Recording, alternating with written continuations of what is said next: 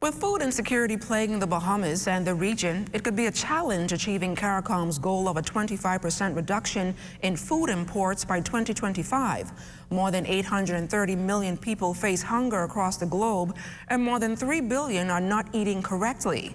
It is against this backdrop that CARICOM is hoping to tackle head-on. Cleopatra Murphy reports. A staggering number of people, those in the Bahamas and in the wider region, battle food insecurity daily.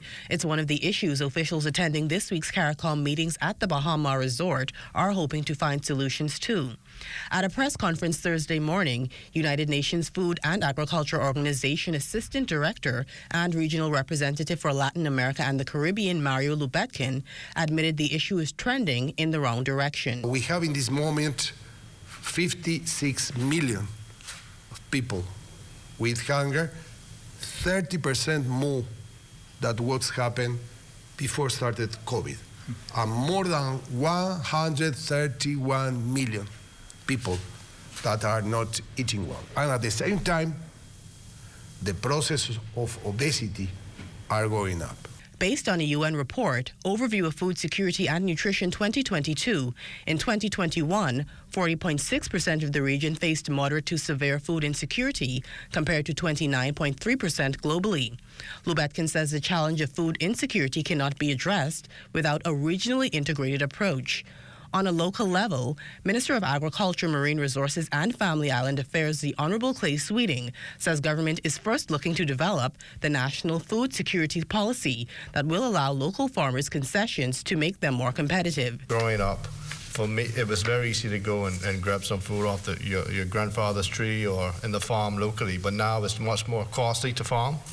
So for us at the ministry, we're trying to find ways to ensure that local produce are cheaper for Bahamians to buy, because at the end of the day, if you're going to choose between a healthy meal and something that's cheaper, a lot of times Bahamians would choose the cheaper option. In 10 days, government will launch a significant initiative to encourage at least more healthy eating. While government has previously signed agricultural agreements with countries such as Haiti, Sweeting admits there is no follow-through. As much as we want support from other countries, we also would want that technical support, that expertise to ensure that we develop agri-food systems in the Bahamas. We import 95% of the food that we eat now, so it's important that we try to develop the sector that we have, because we have a lot of traditional farmers that can make it, that can farm, but the issue is being able to farm at a competitive price, because most farmers lose money.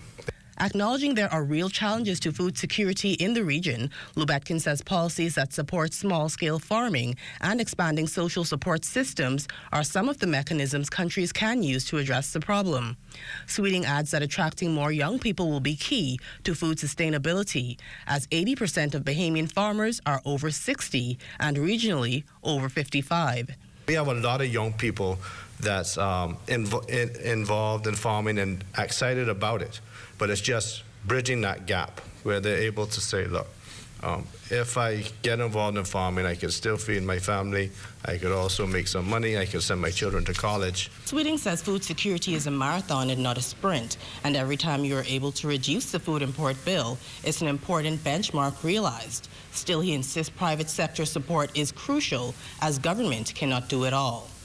For the Bahamas Tonight, I'm Cleopatra Murphy.